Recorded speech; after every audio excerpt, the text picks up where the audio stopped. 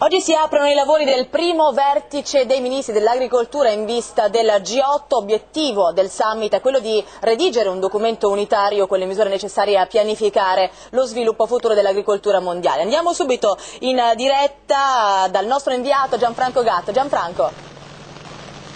Sì Monica, buongiorno a voi. Il dato sicuramente più allarmante evidenziato questa mattina è quello relativo alla fame nel mondo. Ne soffrono quasi 1 miliardo di persone e ogni anno, pensate, oltre 3 milioni di bambini muoiono per la mancanza di cibo. Questi sono numeri che parlano da soli, una situazione che non può e non deve più essere tollerata, e l'obiettivo del primo vertice dei ministri dell'agricoltura dei paesi del G8 è proprio quello di dare risposte concrete per quanto possibile all'emergenza agroalimentare mondiale.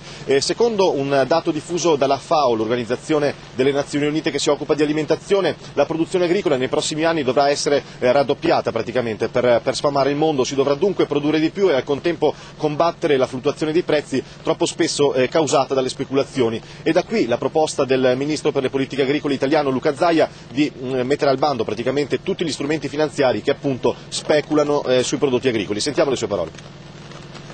Una mancata programmazione delle produzioni ci ha portato sicuramente ad avere dei prezzi che sono schizzati letteralmente verso l'alto, ma anche la speculazione sui mercati. Questo è un dato oggettivo. Il fatto che ci siano dei prodotti finanziari che scommettono sul prezzo dei prodotti agricoli, quindi del cibo, creano un pochi imbarazzi e non pochi problemi.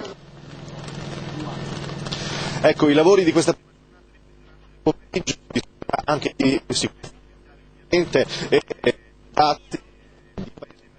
di nuove produzioni. Per il momento tutto e vi restituisco la linea a voi. Allora, abbiamo sentito, questa è la cronaca dal G8 dell'agricoltura, ora andiamo nelle